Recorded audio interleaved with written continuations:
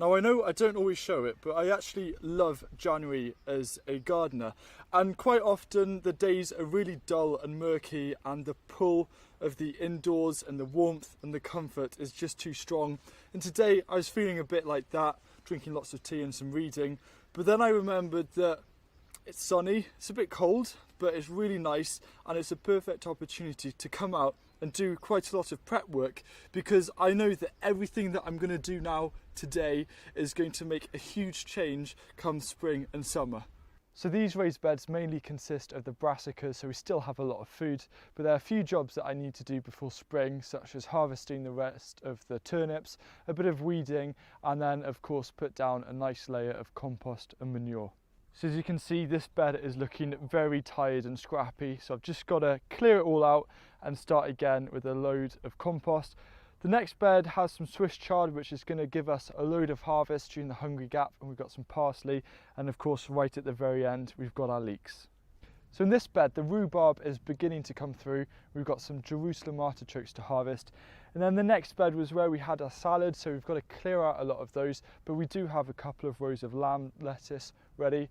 The next bed again needs quite a bit of clearing and a nice topping of compost. And then the last two beds, the first one is actually the squash bed where the squash will be in next year, and then the final one has already been prepared with a covering of compost.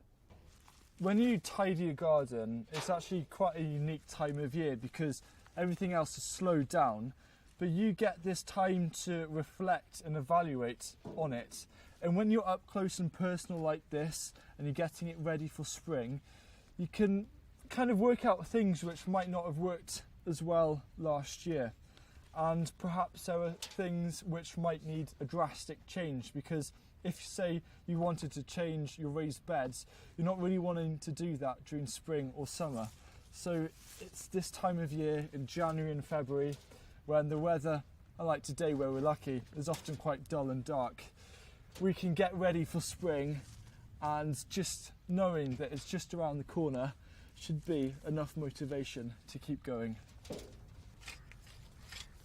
So I just need a few more minutes to finish off clearing this bed, and then what I always like to do, and I always recommend it actually, is at any point during winter, preferably in the first half, is to come along with some manure or compost and apply a top dressing of about 5 to 7 centimetres over the top, so we've got all those nutrients ready for the plants in spring.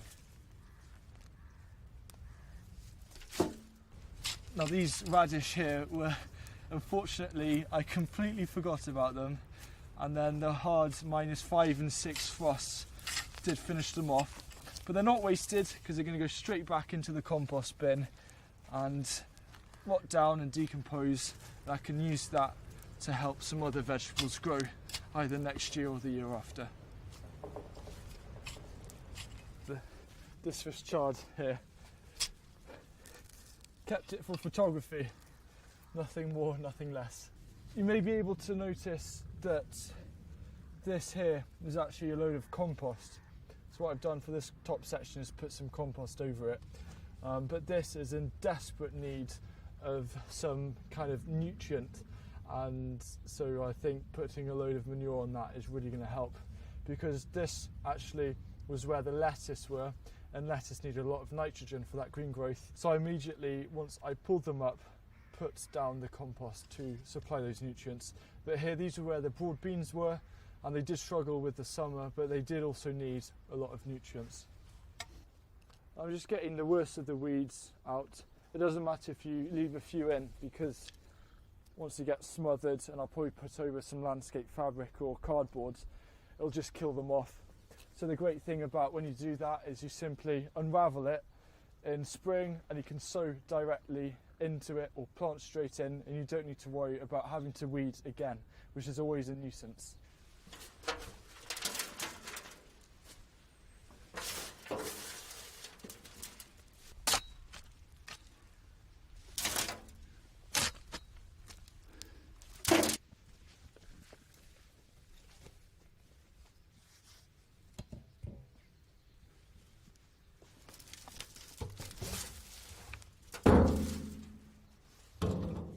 If I ever spot any stones immediately, I'll just pull these out. And this here is a different kind of rake. It's not like a normal garden rake because it's actually a tarmac rake, which has a lot more weight. And yes, it's not as easy to pick up or use, but the weight behind it really helps us spread out any kind of compost or manure onto the raised bed.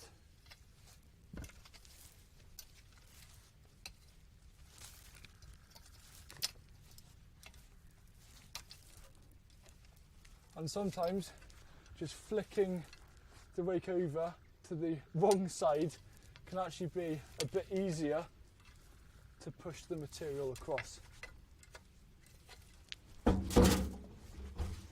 Now, quite a common question that I get from people is, how much compost or manure should I put on my raised beds every year?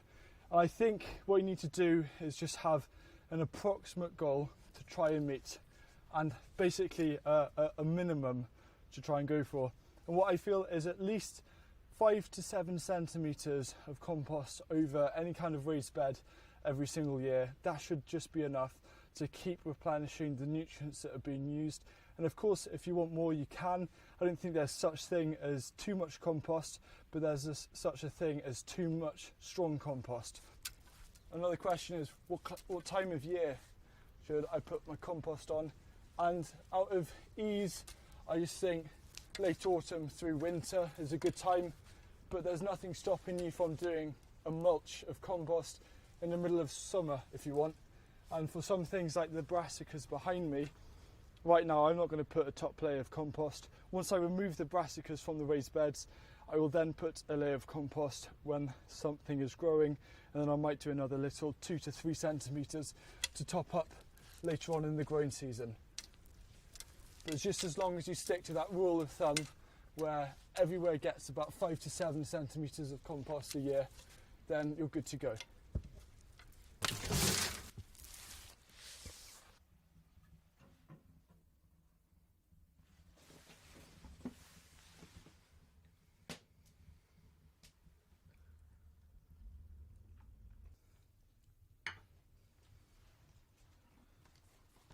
Now, that cup of tea definitely, I think, was well earned. Unlike the ones I had this morning, where I was just mulling about, knowing that I should be out in the garden. And I finally got around to doing it. I pulled up my socks. And the thing is, one of the things that I love about January is that there's only a few simple jobs to do. It might be a bit of pruning or preparing your raised beds, and it's as simple as that. But another thing that you need to prepare is the plan or the year strategy. And this is one of the key things, is thinking about the strategy for how you're going to look at how the garden is going to work through spring, summer, autumn and winter to make sure that you can get a lot of food. And one of the things was preparing that raised bed only took a matter of 10 minutes. So my strategy for the rest of this week is just to prepare 3 more raised beds and to keep it nice, simple and easy. And then the other thing I'm going to start doing is looking at a planting plan. But I think one of the things that we really enjoy about gardening is that we can go out and almost do what we want. But one of the videos that I really want to do soon is to bring in an element of strategic thinking, because maybe you want to take things to the next level. So stay tuned to find out what all that is going to be. But at the moment, just enjoy being outdoors and go out on a lovely day like this. And good luck with all of the prep work, because remember, it may seem like a chore, but everything that you're doing now is only going to help you a million times more when it comes to spring. So thank you very much for watching, and I'll see you again soon. Goodbye.